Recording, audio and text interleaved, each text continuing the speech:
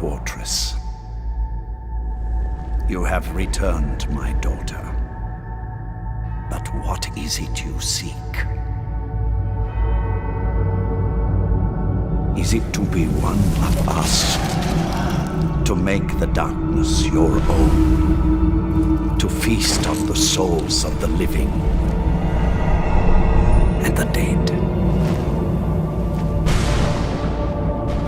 Or are you with them? The Dawn Guard. They think they can stop us.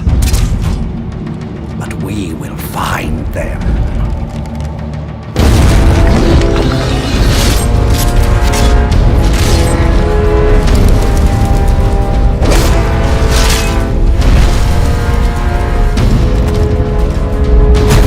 The Elder Scrolls will be mine. And the tyranny of the sun shall end.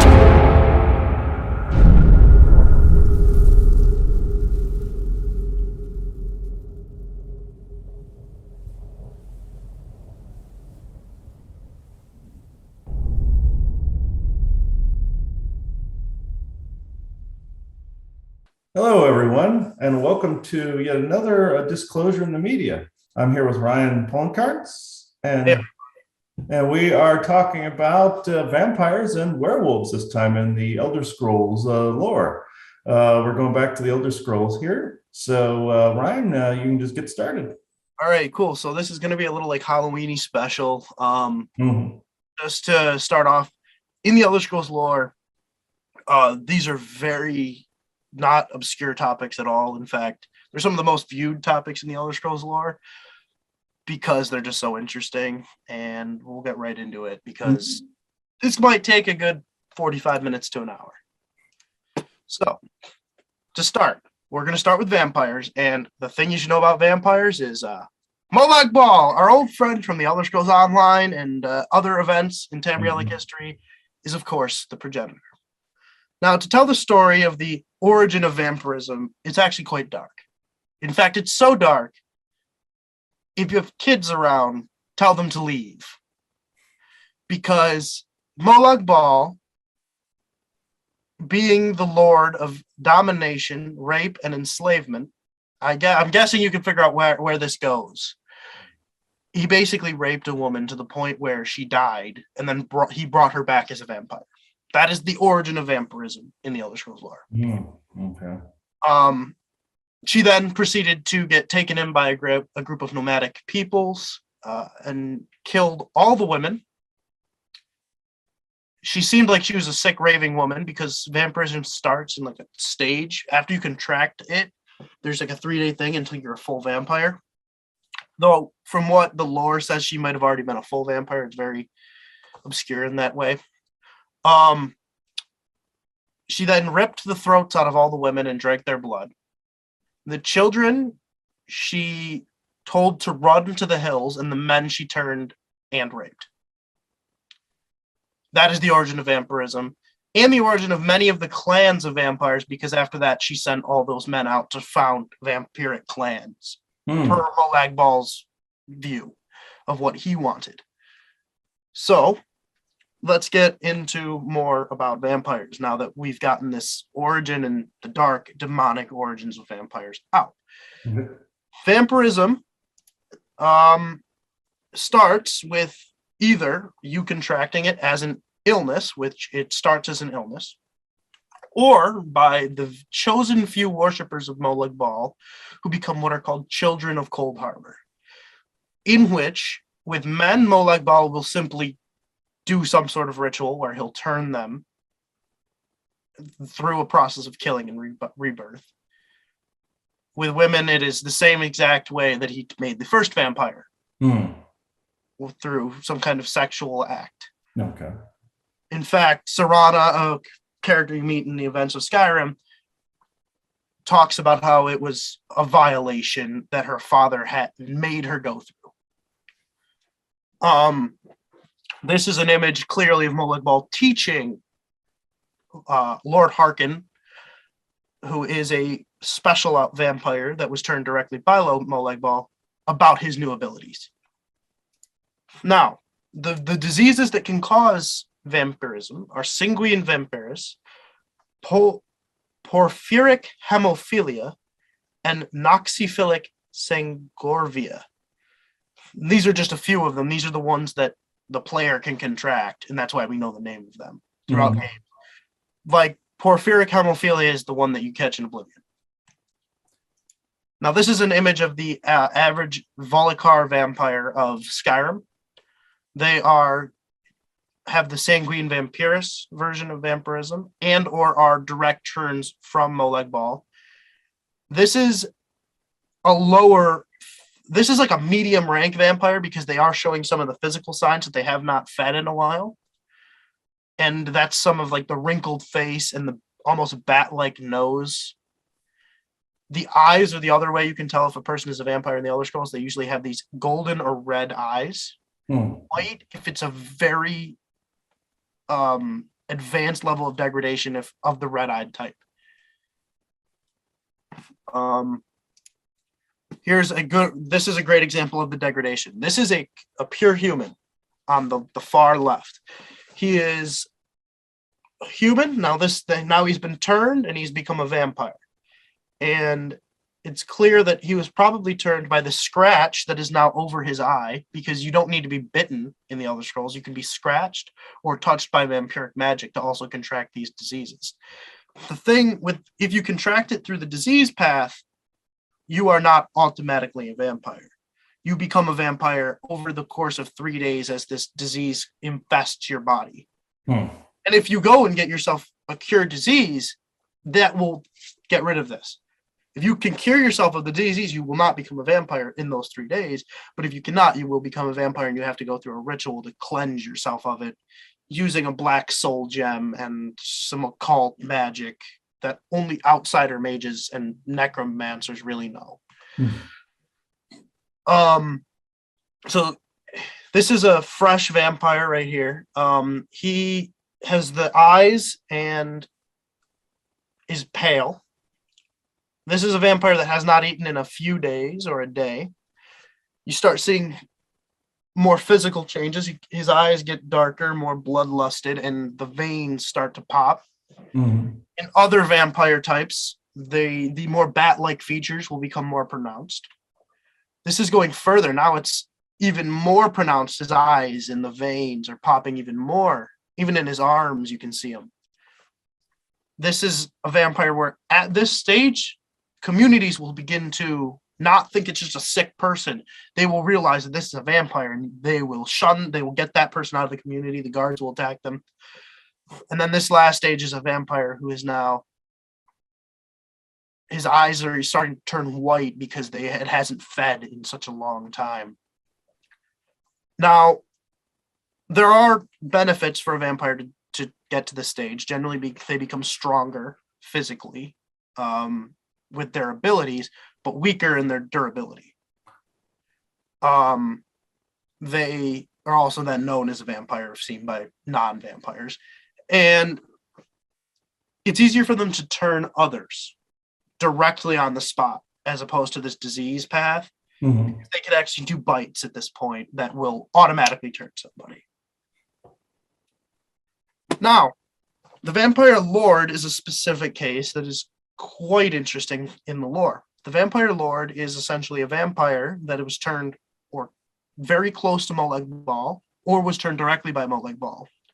The Volokar vampires are the best users of this form and the most famous users of this form, where almost in a werewolf transformation, they come out in this bat demon form. Their magical abilities are heavily increased. They don't walk. They actually float and fly everywhere they go.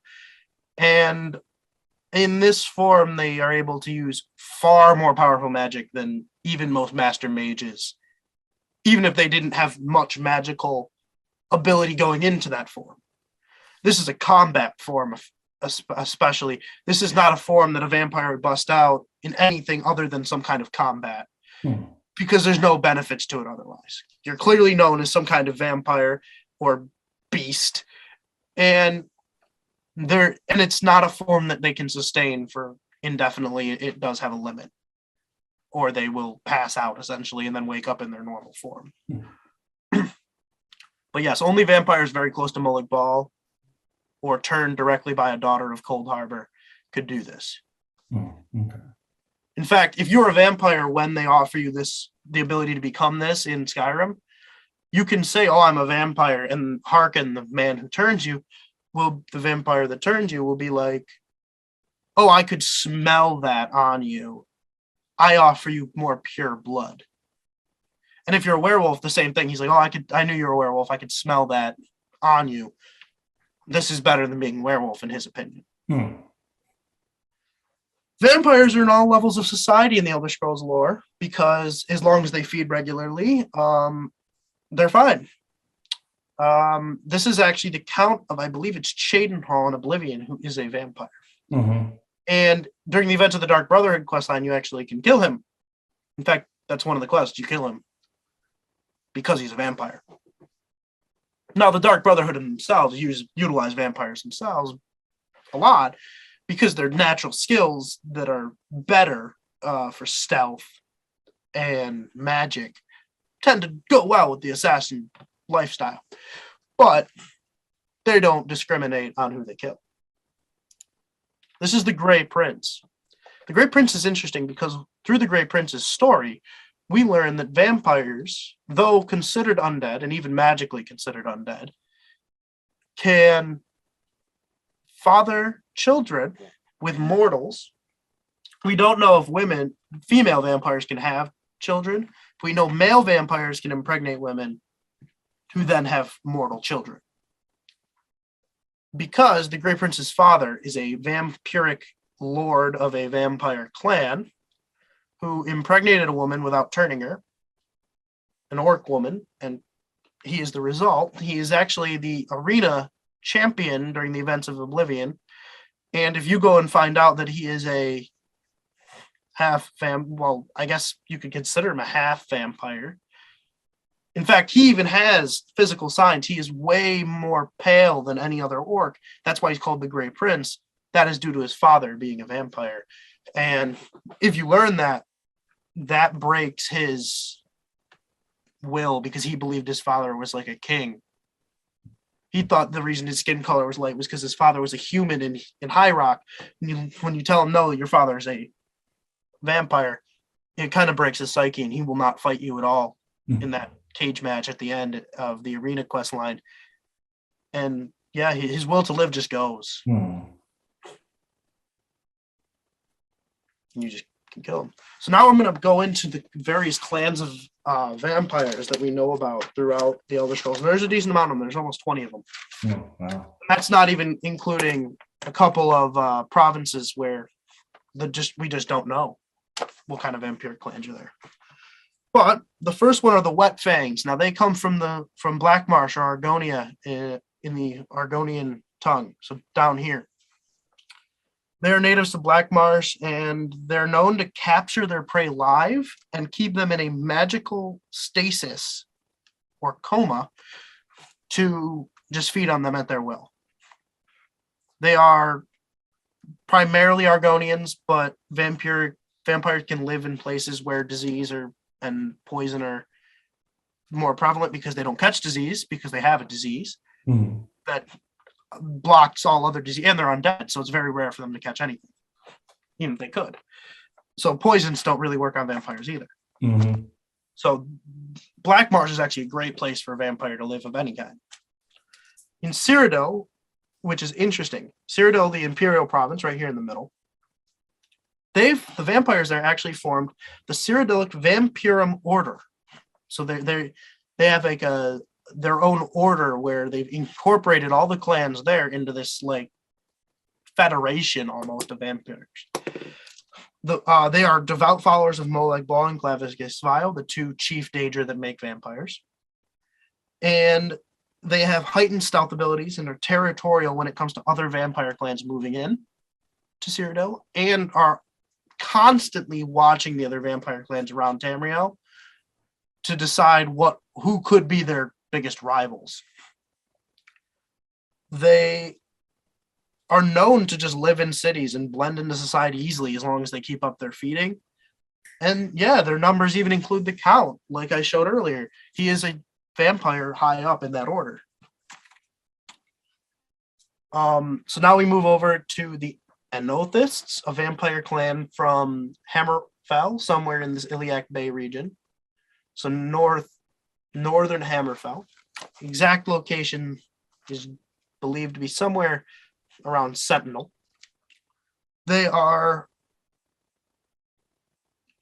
very secretive. In fact, there's very little information about what they do and their rituals. Mm-hmm. But we do know that they have had conflicts with other vampire clans within the Iliac Bay region, most notably the Tarfay. And I'll come on to them later. This is just a list. So the Kulari are another clan from High Rock, not from High Rock, from Hammerfell. And they tend to live in the eastern part, sort of the Dragonstar, Belkarth, Ellen here area. And they are known to paralyze their prey and are in a constant state of conflict with the Anothists clan, which is over here.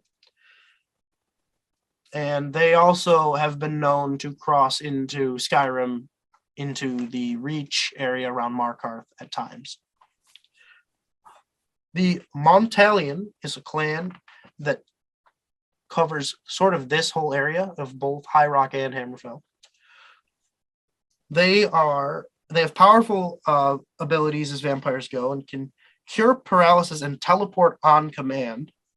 They are rivals of the Selenu clan, and one of their number was the author of the late Third Era book, Vampires of the Iliac Bay region, where most of the information of the vampire clans in High Rock and Hammerfell comes from.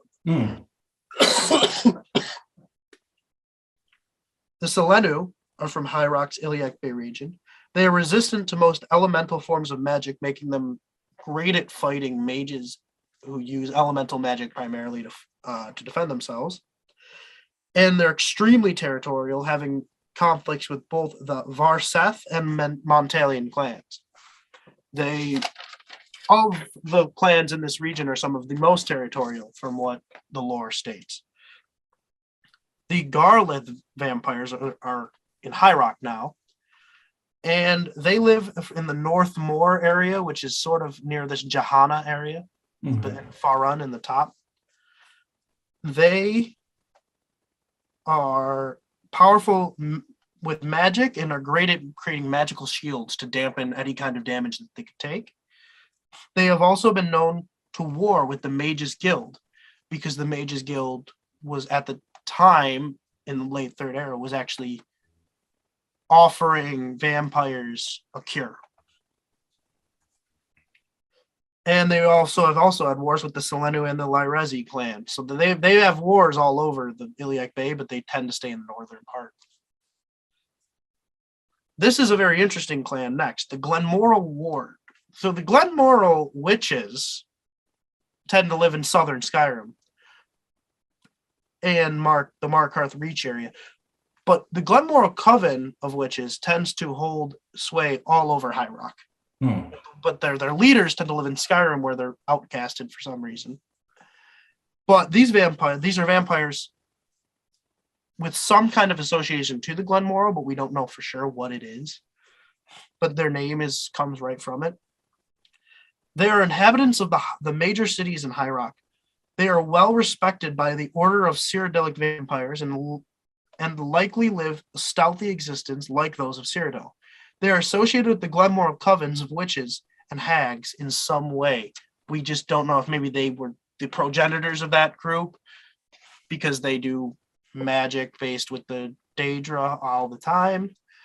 But the Glenmoral witches tend to be more associated with Hircine and a couple other different Daedra that don't really deal with vampirism, but they're witches, so who knows. The Harvenu are mages in the vampiric form. They tend to keep the mage role going, and they excel at destruction magic, and most especially with elemental-based attacks. They war with the Montalion clan often because they actually come from the area around Wayrest as well. The Lyrezi are a clan that specializes in invisibility and have the ability to also silence their enemies using magic. Without like killing them, they can actually make it so they can't speak. They are the best known of High Rock's. Oh, they're one of the they're best known in the regions of the mountains in High Rock, sort of around Orsinium, up to right around here. And they have had conflicts with the Garlethi bloodline. The Tharfrey are skilled in healing. This bloodline holds heads and heals any damage done to a victim. They are also a clan that who's allied with the Varseth to combat the Analthists in Hammerfell, due to fears that clan are seen more often by normal people. They're worried that if one clan is ousted, then all the clans are going to get found. No, okay. The Varseth are a Daggerfellian clan, so they come from over here. They are renowned for their nimbleness and have allied with another local clan, the Tharfrey, and unlike most clans, they didn't openly war with many other vampires. But they did have a rivalry with the Travelers League, a branch of the Mages Guild. This conflict was ended when the guild was officially disbanded after the Oblivion Crisis. But to show these vampire clans are strong enough to go head-to-head with imperial chartered guilds. Mm. The Anundek clan are from Ashmalek in Morrowind, so over here. Most notably the island of Vardenfell, where they're one of the three most major clans. They're the clan mentioned in the book in Skyrim, A Game at Dinner, meaning that they have some kind of connection with the noble house Drez, and they're known to utilize powers of shadow and darkness. In fact, they're even able to use magic to kind of put thoughts of despair into their prey's head and make them go a bit crazy, forced out of the community, where then they can come in and get them. That's exactly how Orions and Draco work as well, where they'll try to bring prey out of a city. Now, what I find interesting about this whole setup is in the beginning, where you were talking about the way that the original vampires were formed by Molag Bal. That's essentially how the Orions create, like what also known as Fomorians in Celtic history, these decrepit, white, vampiric, elven-looking forms. What they would do is essentially it's a form of rape that would form a vampire, transforming that person with those particular traits. And I've even seen beings that have the orange and red glowing eyes. Some of them form these membranes in the eyes that are bioluminescent, and they actually do glow like that. And the degradation that you showed of the person turning into a vampire, there's actually a truth to that. When you have in the beginning, when the Orions invaded this system, what happened was when they transformed like some of the original M House guys into this, and they contracted this form of vampire virus, they started to transform almost into like a draconian looking being at times. They could actually go back and forth between like a horned being and the way they originally looked. And this that's what like that bat form that you were showing. Now, I've seen bat-like life forms that are actually the eyes and ears of different military factions as well. There's these, and also alien factions. This is some kind of cryptid that looks like a bat that is actually more of like a listener. They go around, and they are the eyes and ears of whoever sent them, and they will follow the commands of whoever sent them. And they can transform back and forth between like a small bat-like creature on occasion. Not all of them can do this. Some can transform back. And then some are just in a huge bat form, and they've been mistaken for Mothman a lot of times. They're usually up north. Some of them have been further down this way, but they're usually up in the northern states and up in Canada and such. I find interesting about the clans. There are clans of different Orion Anunnaki clans that have different emblems. And the thing of it is, Baal or Molag Bal is essentially a real Anunnaki lord. or original one. He was I believe he was the ancient god of storms and chaos and all of that. So, and his son was Molag. It was Baal and Molag, but they've merged the two names here in the game. And the fact that he's the progenitor of all of this makes a lot of sense, because he's considered to be, in some circles, to be a very satanic figure, a very Luciferian figure, and he's worshipped by a lot. One of his counterparts that's also worshipped would be Mithras, and it's also, of course, Lucifer. So which at first I thought they were all the same, but in fact they're actually not. They're just different clan leaders that created different types of vampires. Now, once a human contracts the real thing, there are some transformations that take place, like what you were showing with the fangs and the eyes. But generally, they can hide amongst people. They don't always go out in the sun, but they can, and they can just cover themselves, like in Skyrim. It weakens you. But the clans that were formed have all of these different types of abilities. Some are transformative abilities.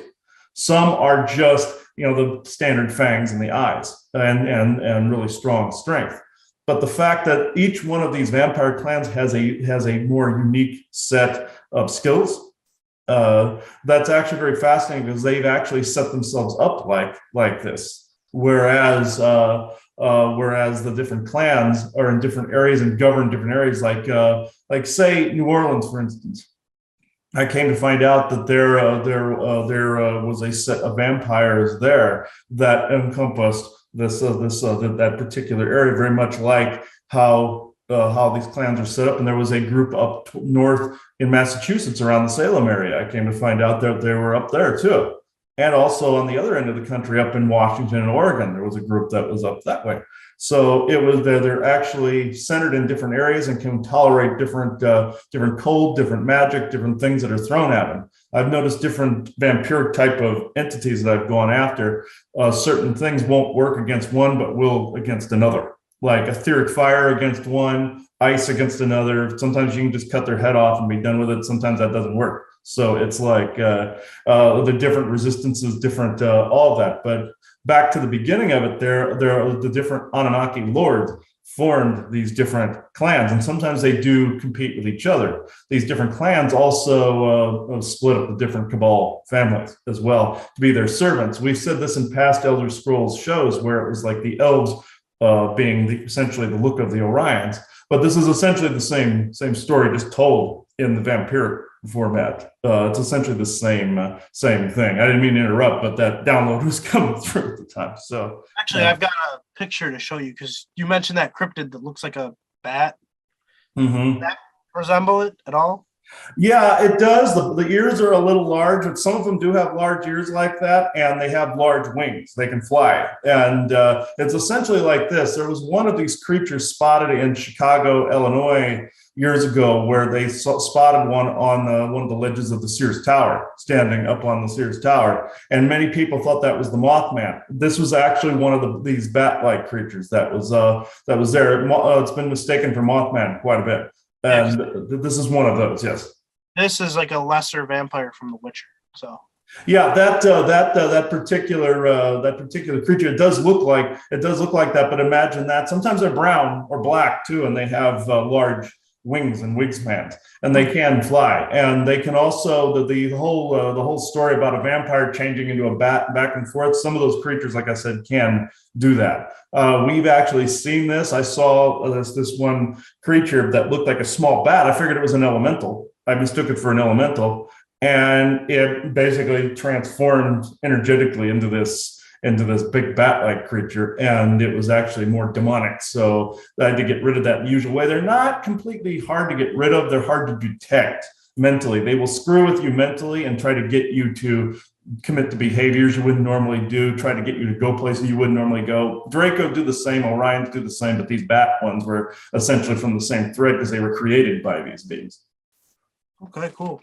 Yeah. So the next clan is the Bernese, another clan from Vardenfell, so this island here in the center of Morrowind.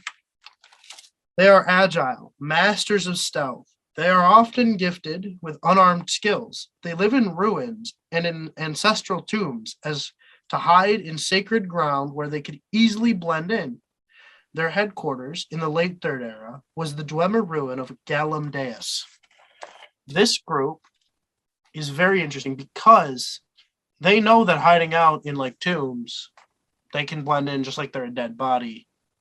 And then when somebody comes in to do some ritual or something, they use magic, or do they just knock them out with unarmed attacks, drink their blood, wake them up, go back to sleep.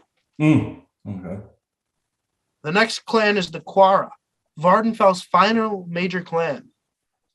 They are the strongest physically in Morrowind and were blunt hunters, preferring to kill entire villages than choose prey selectively.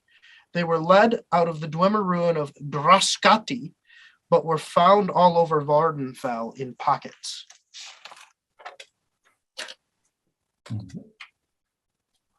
In Skyrim, the major clan is the Volokar. They hold sway throughout most of northern Skyrim and eastern Skyrim. However, headquarters is at Castle Volokar off the coast of Solitude. This clan is far more monstrous than any clans in Cyrodiil or around the rest of Tamriel. Lord Harkon has been their leader since at least the Second Era, when him and his family became children of Cold Harbor. They have an appearance like bats in some cases, where disease has weakened their turn, the people they turn. They are led by vampire lords, though, in regional groups. Some people in the lore seem to think that the regional lords of the vampires of the Volkar clan are like a direct mockery of the Jarls of regional cat holds in Skyrim. And they have been known to freeze their prey in place and drink their blood while they're conscious. Their favorite hunting strategy is to stay under the ice in a frozen lake, pond, or river. They are able to then reach up through the ice using magic without breaking the ice. They pull their prey in under the water where they can't escape because there's ice over it, where then the prey drowns and they get to have their meal. This clan is also known for having gargoyles as servants and practice necromancy far more than any other clan. They're also the closest to Molag Bal in their genetics because their leaders were directly turned by Molag Bal himself. The Cyrodiilic Order of Vampires fears the Volokar because if the Volokar really wanted to spread out of Skyrim, they would have no problem steamrolling most of their clans because they are the most unified of any of the clans other than the Cyrodiilic Order. And they also, the most of them in their leadership positions have the ability to become vampire lords, whereas only some very rare other vampires around Tamriel can do it. The last few clans, there's little known about them, but we do know that they come from Valenwood. Vampire clans in Elsver and the Somerset Isle are unknown, as writings have not been made on them. The Bansamu are wood elven vampires that are unable to be distinguished from normal Bosmer unless seen under candlelight. The Karith can take a mist-like form and envelop their prey, never to be seen again. The Telboth prey on children, replacing them in the family structure. So when they drink the blood, they take on the form of the child. Okay. That's like a changeling, essentially, how certain fairy myths were, but it was really aliens that were replacing with inborns in history. Figured I'd have that. They then prey on the family that the original child they caught was part of, before slaughtering the entire family and moving on to another. The last is the Yakret, who are said to be able to swallow men whole.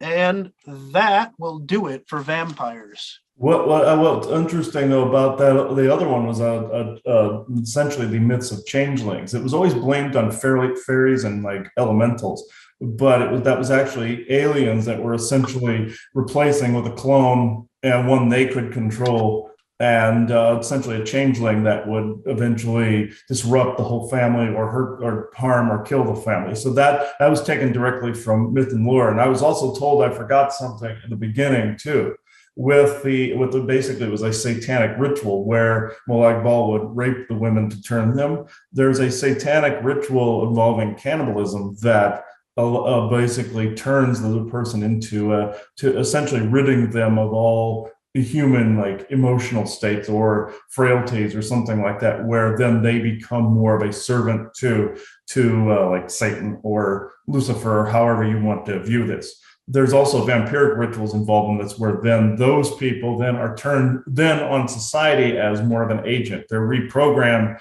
turned on society as an agent to be able to recruit more towards us. This happened in the Epstein case, where he manipulated people to become recruiters. That's more of a rudimentary way of saying it, but this is essentially how this starts. It was the satanic sexual circle type of thing, mixed with also technology, mixed with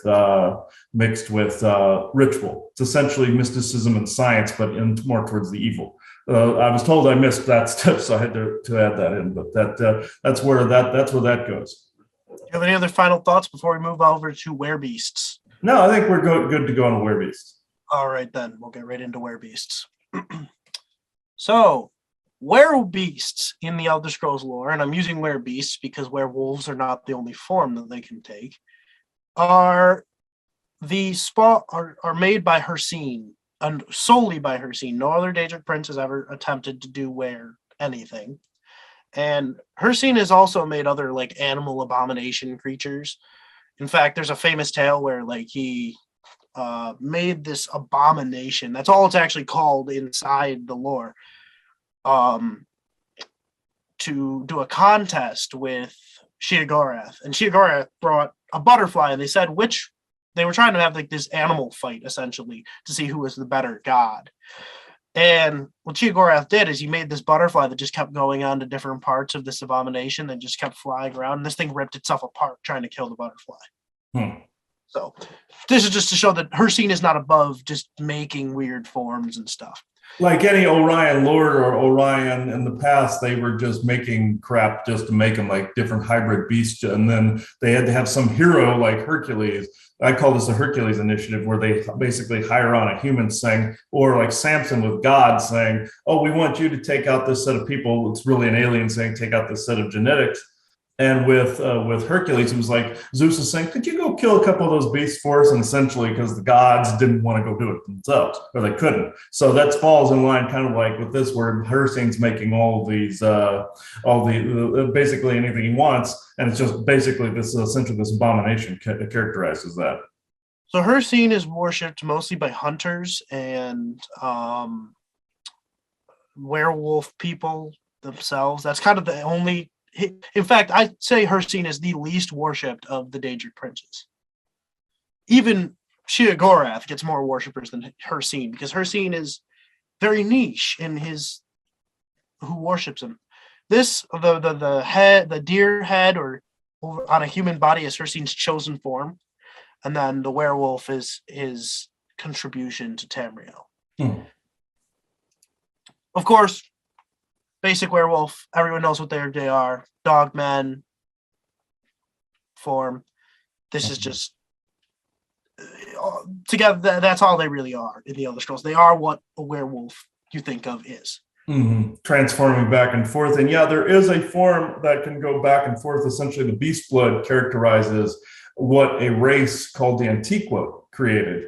Was essentially progenitors they were the progenitors of werewolves, where they were attempting to create guardians that could guard portals here on Earth, very much like the early dogmen did, like Anubis. But within the construct of Earth, of the different magnetic fields and the different toxins and the different energies, they became slightly lower density. And some managed to transform back and forth, like, werewolf to beast. Some also became different clans of dogmen. Some of those were also experiments that became different clans of dogmen.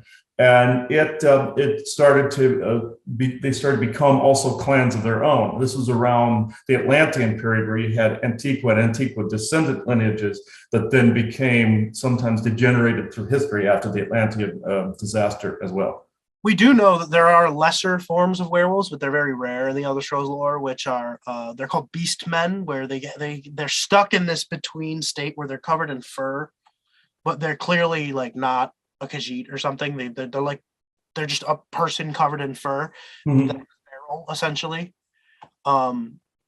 It's very rare a condition to happen, because generally that means a werewolf. They had an encounter with a werewolf, they survived it, and they were given just enough of that DNA to like start to turn them into a werewolf, but they didn't fully turn. Okay. At least that's how I interpret it.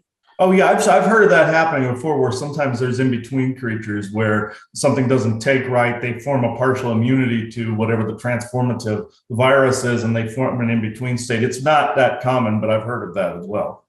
And to go back to what you were saying about the Portal Guardians, in fact, who was it? I was listening to someone's lecture. I think it was Kiwoni Lapsaritis. He talks about the dog-faced people that are Portal Guardians. So that's just to show that like this isn't the only source where you're going to hear that. Just like with Anubis being the guardian of the underworld, essentially was guarding a portal. Just like I believe it was Saint Christopher, the patron saint of travelers. He was, I believe, depicted as I believe it was Saint Christopher. He was depicted as a dog man, and before they showed depictions of Jesus turning him into a regular human, basically curing him and making him Christian. So, but he was originally guarding a bridge in the original iconography. So that goes with the Portal Guardian. All right, cool. So yeah, this is just average form of a werewolf. Everyone knows what to expect, right? This is actually the ritual you go through to become a werewolf, if that is your chosen path in Skyrim. To finish a certain quest line, you have to do it. You can cure yourself afterwards by doing another ritual, but essentially the ritual is that a member will sponsor you by having like them get cut, and then you partake in that blood, and then you become a werewolf.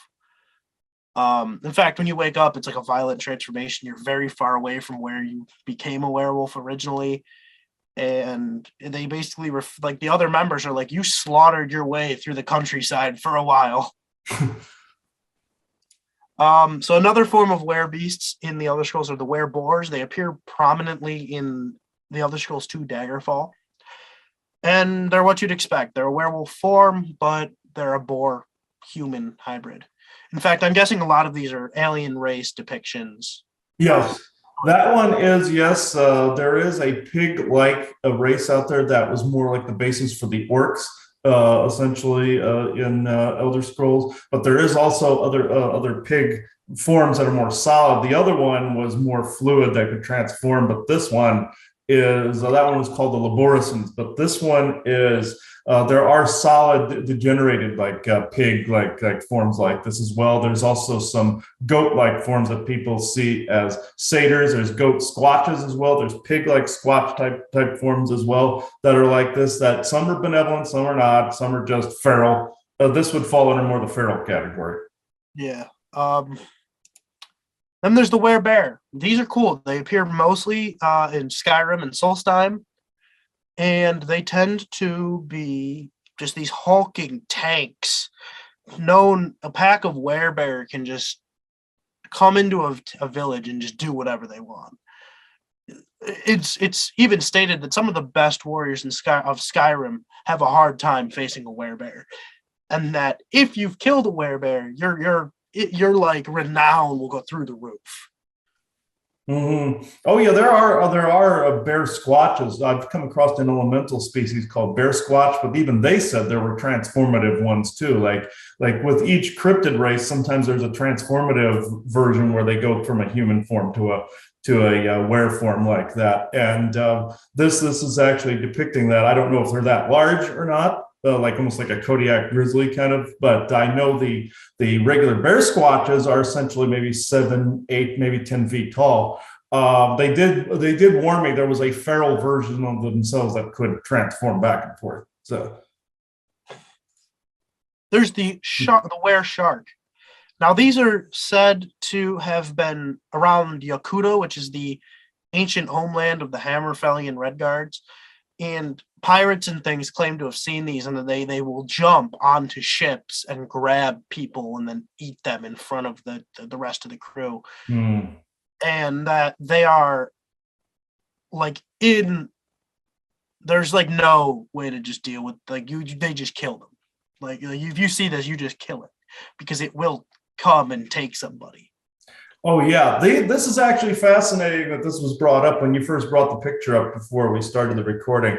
This is actually interesting. There's very few people that know about this particular one, even though there are cannibalistic mer that live out on the northern Pacific rim up towards Alaska, and also some in the Pacific Ocean as well. They're also in the Atlantic. There are some of these as well, but there are these created life forms that are these feral-esque shark-like beings like this, that some have also fins along the top of their head, and they tend to guard nodal communication areas underwater, and also towards Agartha. There are some Agarthan clans that put put these guys in as guards. And I've bilocated areas where I've seen these shark-like beings that look like this, either naked like this or in armor, and they're completely feral. You cannot reason with them. There'd be one of those, if you saw one, you'd put a bullet in its head or chop its head off, because they're that volatile. It's the same. They also have been known like Mer in the ancient history of grabbing sailors off the ships. Or the Mer some of them tended to be sirens and basically running ships aground, like in the Odyssey, where Odysseus had to tie himself to the mast. But the ones that would grab people were more the cannibalistic human-looking kind, or these guys right here. These guys are very little known, but I find it interesting that they put it into the lore the way they did, because that's exactly how these guys would act if people entered a particular territory. Like if you entered a predator's territory in the woods or something, you're going to get killed. This is essentially the same thing, but for the ocean. In DC Comics, Aquaman comics, you actually see like guards that are like this. Yeah, it's essentially the same thing. They're guards. That's where DC got it from too. Then there's the were-croc. These are mostly in Black Marsh and Southern Morrowind. It's not specifically stated that only Argonians can take this form, but most of them do happen to be of Argonian type. They prey on travelers going through swamplands and are known to just wreak havoc, essentially. Very little is actually talked about them in the lore, but I mean, that's essentially like a Draco form. But I have not seen a croc that can go back and forth yet, even though I'm told they do exist. That basically any animal you can think of has more of a bipedal counterpart. Like even from like otters to rats to mice to lizards to monkeys to anything you can think of that's an animal has had some alien or cryptid counterpart. So I myself have not seen the ones that can transform small back and forth, even though some Draco can do it mentally and some can shapeshift into other forms. I have not seen one that just goes directly to a croc. I've seen ones that can take the forms of other animals, though. The next and one of the final ones is the were-vulture. These come out of Degree Valenwood, I believe. The Wood Elves talk about how they will swoop down and just take people from their treetop like cities, and just go off, and they also they just like normal vultures are carrion, so they'll eat anything dead, and that they're very rare in the lore. Not much mention of them. In fact, they've never appeared in a video game. They've only ever appeared in writings. Okay. So the pictures are based off people that make them for the video game community, but they're very rare. Oh yeah, the original idea drawings and the basic drawings of it. Yeah, I don't recall ever seeing that. It would have been cool if they put those in though. Then there's the were-cat. Natives of Elsver. They are known to almost all come from the Khajiit race. It's also unknown really if they are a true transformation. There's were-lions mentioned in the war, but there's also were-cats.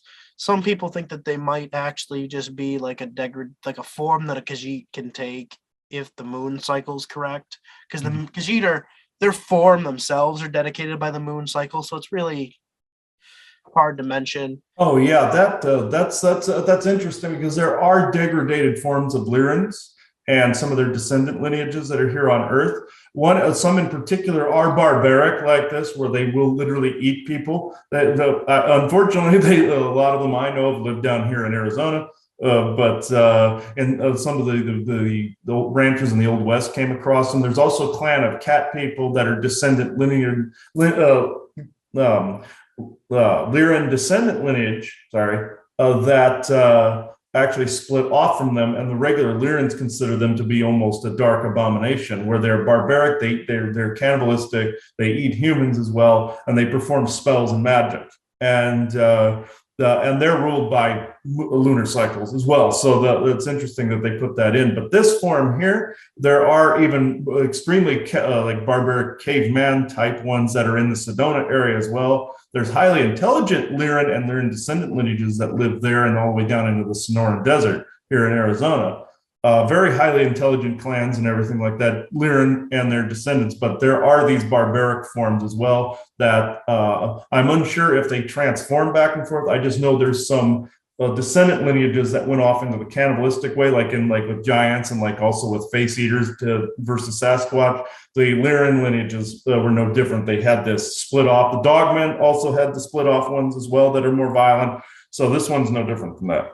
All right, so let's talk about werewolves in the afterlife. So werewolves in the afterlife, or werebeasts more properly, come to a place called the Hunting Ground, which is Hircine's Realm of Oblivion, where they take place in an endless hunt in this Daedric realm where there's various animal forms for them to hunt, and they fight the other clans of beast folk. And they all do this endlessly to the pleasure of Hircine. And different groups that aren't even beast folk do end up there, worshippers of Hircine, to then also be hunted by the werebeasts because they're Hircine's chosen favorites. And it's tended to be, it's said to be just like an endless jungle forest with different regions based on different geography levels, but always a forest type with monolithic structures all over it, with Daedric writing on them. And that if you can get out of the hunting grounds alive, you are probably one of the luckiest beings in existence. And yeah, the fact that also, even though we mentioned this on other Elder Scrolls games with the Layers of Oblivion, where these different Orion lords and such can have their own pockets, even though the good guys on Earth have their own pockets. Yes, they could create a hunting ground like this, very much like the good guys can create their own pocket where they can continue to live as they've always lived. It's essentially like a fissure or a layer. The layers of Oblivion are essentially like that. They can be holographic layers that are stacked up on essentially on top of each other. But with a hunting ground, there are even elven beings, which I find interesting, that said very recently that they literally have a plethora of different animals and different prey and different plants and everything that they can either hunt the prey or they can essentially get different plant materials that we don't have here, that every now and again seeds from the plants or different animals escape from these different bubbles that some of these elven beings live in, and other cryptids and other frequency layers as well. And these bubbles are more like shields, technological shields that exist in a different central temporal reality. Essentially, some people would see it as a dimension or another parallel universe, but that's kind of rudimentary. It's more or less coexisting and intermingling with our own. They can be different times, different.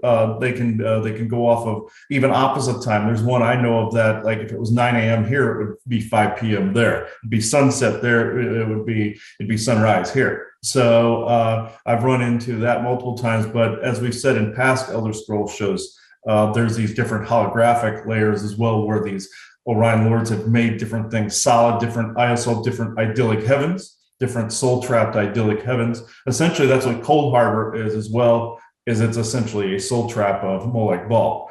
Where like in Elder Scrolls Online, you have to claim a soul shard to escape it. With this, yeah, this looks very similar to some of the Elven pockets that I've run into. Yeah, in fact, this caption down here, because this is a loading screen when you go there, the Elder Scrolls Online, it says the Oblivion Realm of Hircine is an endless forest where the master of beasts and his huntsmen pursue great beast people and even their own kind. Yeah, so yeah, that's there's a mix of those out there. There's some negative ones that also have that as well. So yeah, that's actually very accurately depicted. All right, the Savior's Hide. The reason why this has to do with werewolves is it's one of Hircine's like Daedric relics, given to his champions that may not be a werewolf or a werewolf for when they're not in their were form. It's a suit of armor, quite clearly, but all the fur on it is werewolf pelt, essentially, and it's magically resistant, it's elementally resistant, and it's just all around. It's one of the best light armors you can get in any Elder Scrolls game because of its magical effects. It's not the most protective, but it's got great magical effects for those who want magical protection. And if you're playing like a cool tribal character, it's the best armor you can get if you can wear to role play that. What's also interesting about that's actually a real concept where you can imbue armor and imbue objects with a certain set of coding, certain set of spells and incantations to actually perform something like that, like to have certain elemental protections or certain magical protections, like how I make the orgone pieces. But with this, and also when I make wands, very much like this to protect a room. It's like this, where I can program it to actually protect a space. A piece of armor like that, even with the pelt and the essence of the being. There, it would have the residual essence where a magic could hold that residual in place to form a magical protective shield or an essence of that particular being as well. So that's actually a real concept. And then we have the Ring of Hircine, which is the final one. In fact, you can actually buy a replica of this off Etsy. There's a couple stores that make them, and it's a ring that it's got two forms. There's a cursed form and there's the pure form. If Hircine wishes to punish one of his children, he will give them the Ring of Hircine, which they can't take off. It'll just appear on their finger, won't be able to take it off. And what it will do is it'll make their transformations utterly random. They will not be able to control it, and they end up generally attacking and killing people. And with the quest where you deal with this ring in Skyrim, you get it from Hircine. You agree to help this werewolf out of prison. By helping him, Hircine allows the ring to be taken off by this character and forces you to wear it. You have to go hunt down a spirit that Hircine, you have to hunt down a rare animal Hircine wants killed so that animal's spirit can then go to the hunting ground. And you have to wear this during this. And if you are a werewolf, you'll start utterly randomly transforming until you finish the quest. That is the cursed version. At the end of the quest, you get a choice. Either you do the one side of the quest, you get the Savior's Hide. If you do the other side, you keep the ring. Either way, Hircine is appeased.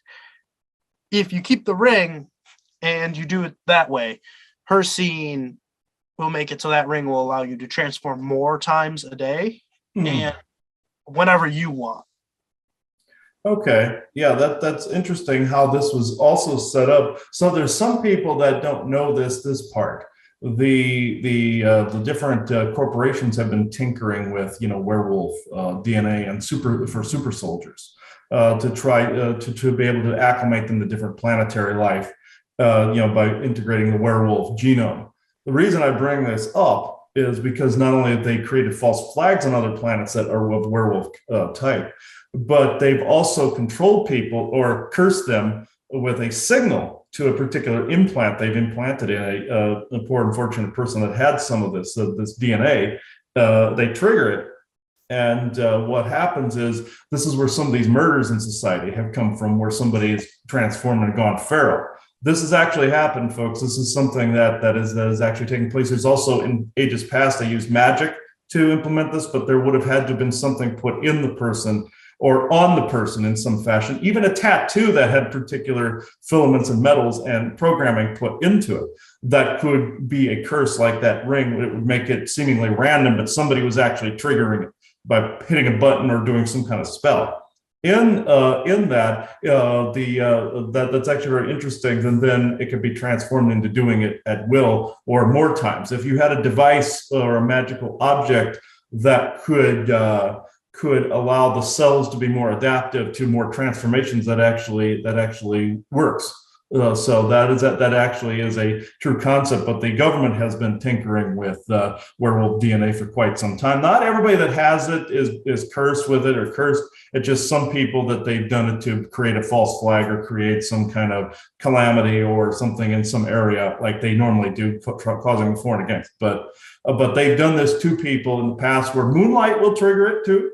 But because the moon is essentially the eyeball of the binary network, and again, sending a signal, opening that side of them up. So it's essentially the same thing. The moon can be used for that. Essentially it's Saturn that's linked to it, or whatever signals they want to, the Draco or the Orions want to send through the moon to that particular individual or set of individuals that they want to control. That's essentially what the binary network does, but the werewolf thing adds an extra layer to that. Nice. Yeah. Well, that does it for pictures and any information. So if there's a channeling that wants to come through, it's Okay. at that point in the show. Oh, alrighty. All right. Yeah, that was very interesting. I hope I didn't speak too fast for everybody. It was just, that's how it was coming through. So it was, sometimes people say I talk too quickly when I'm doing that, but it's when I get into that zone, when I'm trying to get all the information out, I'm seeing it in a variety of different angles and everything, and it's coming through like that, but very wobbly at times. But Isaac, I don't know if it's you that wants to talk on this. No, okay, you. Yeah, it's been you the last few shows I've done on things. So okay, all right. All right, Isaac, give me just a moment here. I gotta fix something. Okay. If you want to talk on this, that'd be great. Wait, a lot of cottonmouth today. Okay. Isaac, through the crystal, if you would. Also, another thing with werewolves, a real dogman and everything. If there are feral ones around, if people want to repel them, wolfsbane and silver, some of the best stuff to repel negative dogmen, and to actually dehex your property, along with belladonna nightshade as well. So if people want to go that silver coins, I got things like that sitting around, silver things with silver on them like this, sitting around on top of crystals. I got silver all over the place, even though that repels a lot of different entity types. If you have rogue, like if you think you have maybe a rogue dogman type of issue in a particular area, silver, wolfsbane, nightshade. So, okay, Isaac? Yes, I'll shut up so you can come through, yes. All right.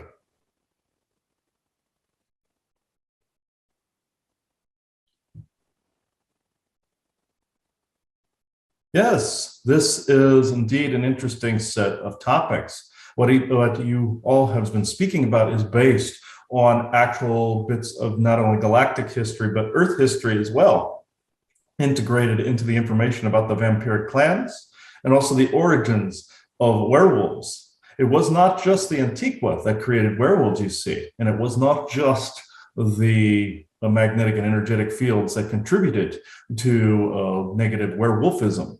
The different Fomorian groups back in the days of the Tuatha Fomorian conflicts in the Celtic world, as well as different Orion clans around the planet, decided to also tinker with different cryptid DNA to create different feral forms, you see. The Nazis wanted to do this by creating feral cow DNA and bull DNA, essentially almost like an oryx. This is something that they wanted to tinker with because some of them were actually honoring Baal, since he has the symbol of the cow, you see. This is also how you know some of their followers are in an area. If you see a lot of cow imagery pop up, not necessarily just like skull and bones type of cow type imagery, whereas you just see it everywhere, not just individual little areas where somebody has an interest in it or an artwork piece. It is more or less in an area. Molags would be more the owl. These are symbols of the different Anunnaki clans, you see, or Orion clans. They were responsible for telling the Nazis, along with a dark Cassiopean group, how to tell the Nazis how to create hybridized DNA that they used in different experiments. You see, they didn't always do it correctly, and they had some abominations and mutations. The different government corporate arms do the same, and some things mutate and they have to dispose of them. It is very much the same because they have a hard time comprehending certain finite details. It is not their fault. They are just, but it is their fault, but it is not their fault that they are less intelligent. Yes, I did slam them, but in this instance, I can get away with it. In this particular instance, what is being depicted also with the satanic sexual circles is actually quite accurate to a lot of satanic rituals involving vampirism, cannibalism, and different sacrificial rites involving the Draco and their cannibalistic ways, and different Orion factions that would claim the energies, and different other entities that would claim the energies, not only from the adrenochrome trade and the fear of that, but the adrenochrome themselves. And it is all inclusive in vampire myth and lore in this. So I will go into questions. All right. Vampires and werewolves are all real in their own way in our universe. Mm-hmm. Yes, they are, yes. I'm assuming that they're on multiple planets, not just this one. Indeed, yes. Like the planet that I've mentioned in the past, that is very much like the Elder Scrolls. They do indeed exist there, along with a plethora of were-type species, like here, and they do encompass a multitude of different planets because that particular viral and genetic contagions have been on a multitude of not only human worlds that are out there that were slave and farm planets, but they also have different planets of their own that encompass like some of the older home worlds of, say, the Antiqua and various other areas that have been abandoned in the galaxy. Some of them are running feral in a series of clans, very much like you're seeing. Some also have a mix between vampiric and werewolf as well. That is a very unique abomination of a hybridization that exists on a few planets out there that have been abandoned that once had civilizations on them. So yes. All right. So from your point of view, are the numbers of these vampiric beings going down on this planet along with as the Draco numbers start going down? It is unfortunate that I have to report this, but only in some cases are some types of vampires degrading, very much like the Draco can be considered a vampire as well. Their numbers are degrading, but there are human type of vampires that have adapted to some of the energies out there via either magic or different areas underground where they dwell. You see in caverns and caves, very much like in the Elder Scrolls series, where you see vampires existing in caves away from the sun, or in different castles. Over in countries like, say, Romania, Bulgaria, and different parts of Europe, there are some that still live in solitude that have been around since the times of Vlad Tepes, you see, or even before, even the times of Atlantis. They have their own overlords that have been around since the times of Atlantis and have found ways around some of these energetic changes. I know this is a shock for people to hear, that people are expecting all evil things to disappear within the changes. This is simply not so. But the numbers of regular vampires that you would expect, the teeth, the eyes, all of that, are actually not as high as say, the population of the planet. No, but they are at least a third as high as the population of Earth. Werewolves are slightly less, the ones that are transformative. Dogmen, on the other hand, are quite high in population. They can have high birth rates.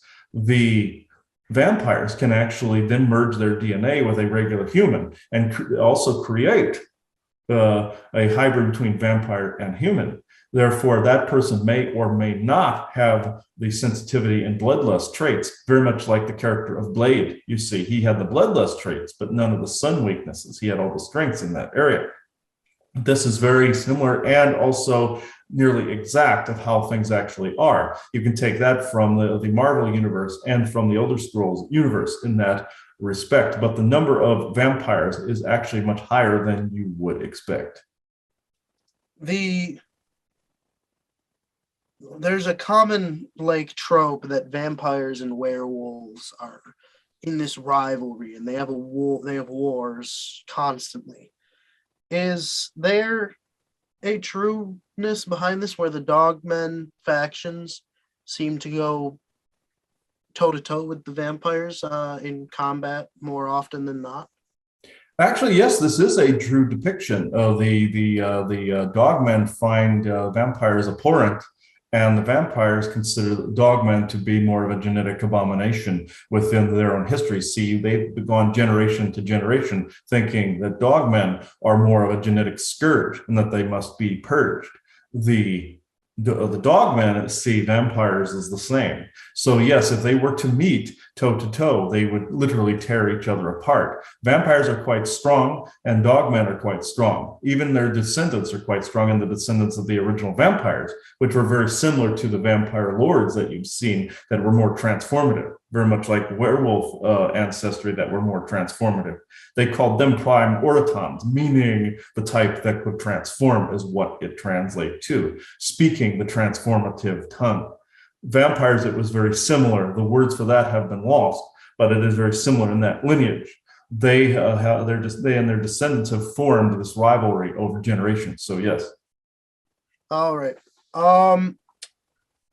So there's also this common fantasy, medieval fantasy in particular. There's this idea of something called a werepire, like a vampire were-beast hybrid. Has this happened as a result of conflicts between them, and which side do they kind of get shunned from both communities, considering they both view each other as abominations of DNA? Yes, indeed. There have been combinations, like I said, on feral versions on other worlds, yes, that occupy one all their own. But here on Earth, yes, there have been combinations between the two that have been shunned by both groups and have formed their own clans. You see, there is a third option here that is a mix between the two. This is why you hear the mythologies, like, say, in some of your Dracula mythology, where a vampire turning into a wolf, very much like a shapeshifter. This is why some of the myths are interchangeable between vampires and werewolves, you see, because of the fact that there is this third group that can actually have the traits of a vampire and transform into a pure dogman form or a form in between. As also what you stated earlier, there are some people that have the genetics of both where one didn't quite transform into a werewolf. There are those as well. Some people even exist among you as humans, regular humans that are like that as well, that carry those genetic traits of the werewolf. But per your original question, yes, there is this third group that can transform back and forth between bat, a vampire, wolf, and other cryptid type forms. These are the powers that particular group holds. I see. And does that particular group have a side in the conflicts out there? No, they tend to choose their own side. And if they make friends on either side, they could possibly be more for hire for each side. Even though each side sees them as an abomination, they also see their powers as quite unique and will try to hire them on from time to time, very much like those bat creatures he himself spoke of a little while ago, the eyes and ears of a particular person that or some kind of benefactor. That's how they treat these other races. But do they interbreed with them? No. Do they still consider them abomination? Yes, but they recognize their power is unique and do use them. So this is another example of a sort of neutral race that is forced to stay neutral, though, because neither side will accept them. Yes, exactly. Yeah, they tend to themselves, but yes, neither side will accept them, so they tend to stay neutral, and they tend to stay out of human sight as well. They have been depicted in storybooks and different legends as well as a form of shapeshifter, even though there are other types of shapeshifters that can take human, plant-like form, animal-like form. This one is quite unique because this form can also survive in the sun more readily, as well as also survive in the moonlight more readily, and can control its transformation more readily. But yes, they do remain neutral for the most part. All right. So werewolves in particular. The dogmen seem to believe that the few that I've talked to about this have seemed to make mention that they don't really view the ones that can transform from us to them as like true members of their race, because they view humans that can transform as almost in the same way, like a perversion of their genes. Is that correct?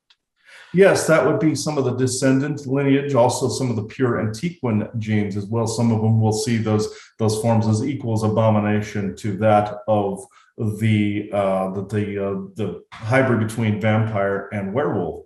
But also there are some that revere the transformative types as leaders. The ones you were speaking to were more of a descendant lineage that saw that as a perversion of the genes, not pure like dog person, non-transformative. Others would consider them more of a pack leader. It just depends what pack you speak to. Okay.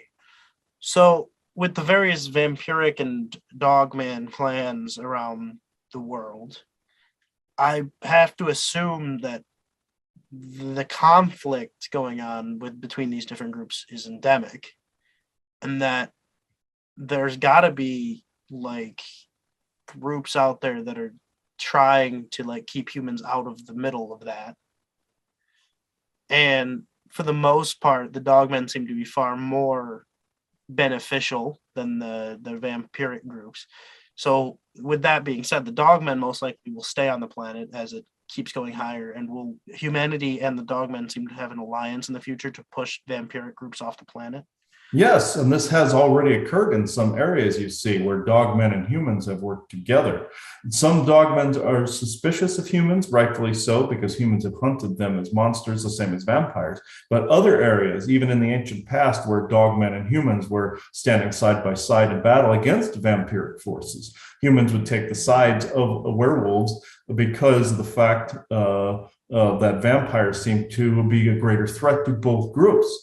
Now, within the vampire clans, are there some that also regard humans as all right? Yeah, there are a couple of them that do. Granted, they still need to feed like normal, but there are some that have split away from the normal clans. Some of these are actually walking amongst people to this very day and have found a way to integrate into society, very much like in sometimes in your True Blood series or in your Forever Knight series, where the lead character was a police officer and used the powers for good. This is actually occurring in all cases all around. But going back to the werewolves, yes, your kind and their kind have formed alliances in the past, very much like the forest people and humanity as well. I see. So eventually, so vampires altogether bad then, or are there some that will stay in like the new earth energies and be beneficial and like good and are viewed as like light beings?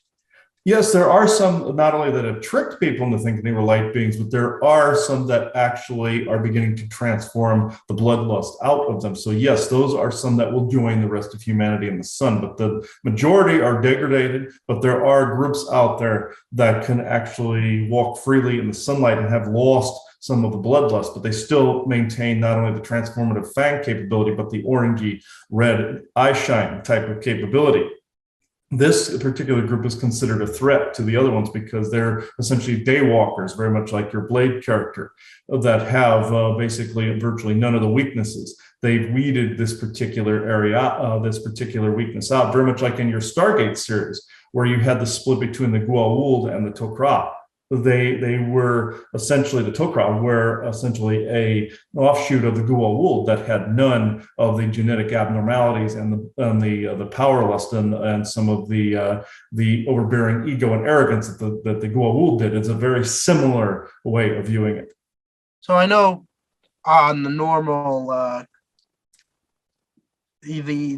all races are not supposed to interact with humans, but considering we're 12 days out from the day where I think that they can get away with it the most, will you yourself be making your rounds, going around messing with humans? Because I feel like that's something you do on Halloween. Yes, quite often, as a matter of fact. And yes, Halloween is a day that we can technically walk freely. It's more of a neutrality day, as he himself and dear Joanna have described it to be, where we can walk amongst everyone. And yes, I am not above playing the usual assortment of practical jokes along with other cryptids, such as different leprechaun groups and different gnomish type of groups, even though they do it quite often anyway. Halloween tends to be a time where all come out to play. Some negative beings do, of course, because of all the more overactive energies, but there are also good beings that will play practical jokes on people during the Samhain time of year as well. All right. Thank you, Isaac, for your channel today. And if you have any closing remarks, you have the floor. Yes, this is actually a very interesting topic. We're all glad here that it has come to light. There are other people present as well that are observing this conversation, different Cassiopean groups that you are familiar with, as well as myself. Yes, we are beginning to work together more and more often since the last time that we all needed to. Also during this time of year, we have to up the security as well as up the different magical protection as well, because other beings tend to use magic far more during this time of year, as some people may feel the veil is thinning between dimensions and where other beings are more visible to people. So this time of year, is it a great, wonderful time of year? Absolutely so. It is highly energetic, highly healing and transformative, but at the same time, other beings come out to play more and more as you approach Halloween through the Samhain time of year, and also as you approach the solstice at the very end of the year. But Halloween is more unique in that area where certain veils thin, certain different beings will become more visible very, very clearly to even regular people that normally don't have the sight. Sometimes that wakes up in people for a brief period during this time. So there's a lot of magic flying around at this time, more so than any other year. So you may find that you have to protect yourself more and more while you approach this time of year. So anyone listening to this, just know that in this time of year, you have ghouls and goblins, and you have vampires, werewolves, but you also have good guys that are not only watching out for you, but they're not your savior, but you have people watching out for you. But you also have your own internal magic and your own internal stance and your own internal self and sovereignty that you must utilize more during this time of year. So thank you all. All right. Thank you. Yeah, that made sense. The images he was putting in my head during when you were asking about practical jokes, I could see like he was actually just taking stuff and leaving stuff in different rooms and stuff like that. It was almost like a haunting sort of thing where he was sticking things under people's feet and stuff like that. Or, typical practical jokes. But while he was talking about the different magics flying around, I could see like a multitude of veils getting really thin, a multitude of dimensional doorways opening and closing more rapidly. And I could see like different like structures almost merging with regular houses. Like if there was a dimensional version of a building or something that was butted up against another house, I could see like them becoming more visible. I could see other timelines showing like disasters more readily. That's what's going on right now. People are dreaming of more apocalyptic type of crap that the bad guys are trying to pump into their heads and stuff like that. That's all seems to be culminating right now. They're trying to get people to co-create it at this really powerful time of year, different negative things. But at the same time, if people are seeing all this weird crap going on, it's the time of year that's making certain structures more visible, even holographic alien structures. Different beings and cryptids are becoming more visible to people and communicating more. Channelings are coming in more and more rapidly this time of year. Even though the solstice happens too, it's more so at Halloween time. I like this time more so than Christmas time because of the energetics and everything. But there is a good and a bad there. It's not all pure good. It's a mixed bag you're getting this time of year. So I believe that's good. I don't know if you have anything else to add, Ryan. Not really. Just everybody have a safe and happy Halloween. Hey, he said it, folks. Have a happy and safe Halloween. This show will be posted a couple days prior to Halloween, since we have a show we're posting directly on Halloween. So have a happy, safe Halloween, and just know that there's more around you than you previously thought. So thank you, everybody. This was a fun show. Bye-bye now.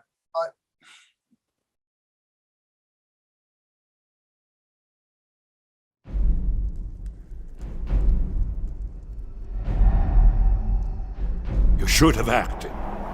They're already here. The Elder Scrolls told of their return. Their defeat was merely a delay. To the time after Oblivion opened. When the Sons of Skyrim would spill their own blood.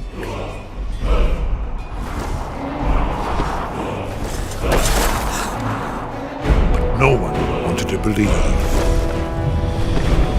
they even existed. And when the truth finally dawns, it dawns in fire.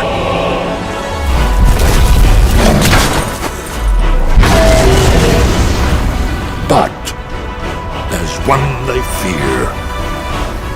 In their tongue, he's Dovahkiin, Dragonborn.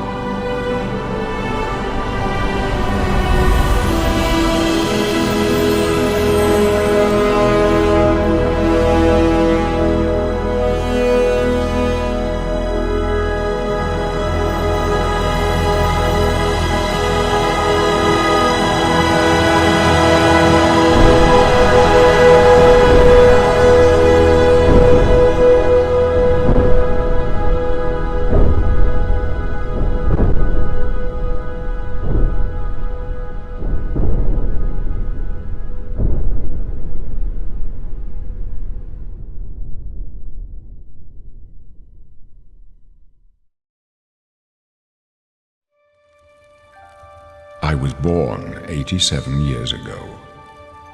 For 65 years I've ruled as Tamriel's emperor. But for all these years, I've never been the ruler of my own dreams. I have seen the gates of oblivion, beyond which no waking eye may see. Behold, in darkness a doom sweeps the land.